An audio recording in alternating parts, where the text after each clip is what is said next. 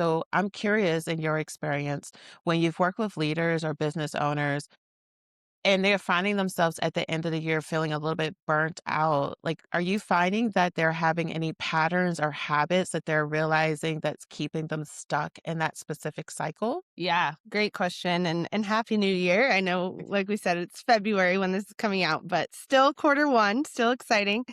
I think the hustle and bustle of the holiday season, whether you are in hospitality or not, it's year end, there's all these things that are wrapping.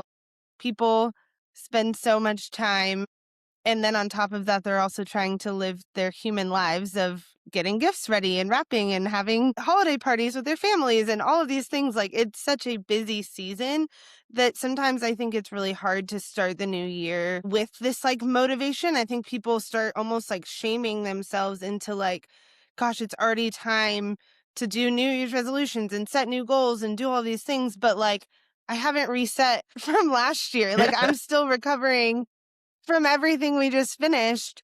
I don't even wanna think about that, and so I think what I see a lot is not taking that beat, not taking a minute and start, I think there's 2 ways to do it. We either start thinking about the next year in, like, October so that we have time to have a reset, or we need to give ourselves the grace of saying, like, January is the resetting and the rebuilding, and February is when my New Year's resolutions start, or whatever that looks like for you and your business. But I think that is kind of the biggest thing is the mindset shift, is allowing ourselves the space to acknowledge that this was a really busy season and I need to give myself, my body, my staff, whoever that is, the time to truly reset before we just keep going. Otherwise, I mean, that's like the definition of burnout, right? Is not Yes. stopping.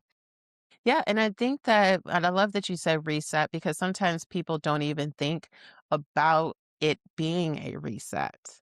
Like, I feel that especially when we're going from one to maybe a few part-time team members, we continue to just like push, push, push, and never really take the time to just sit back and say, okay, this is what is working, not what this did not work. And that ultimately I feel is like you accelerating potentially burnout or missing out on learning lessons that can help Mm. you with that next level in your journey. Like, Mhm. how can we have a full event and then not sit back down with everyone involved and find out what we did well and what we didn't? And we talked about what we did well, what we liked, what we didn't like, what was the feedback we got, all these things.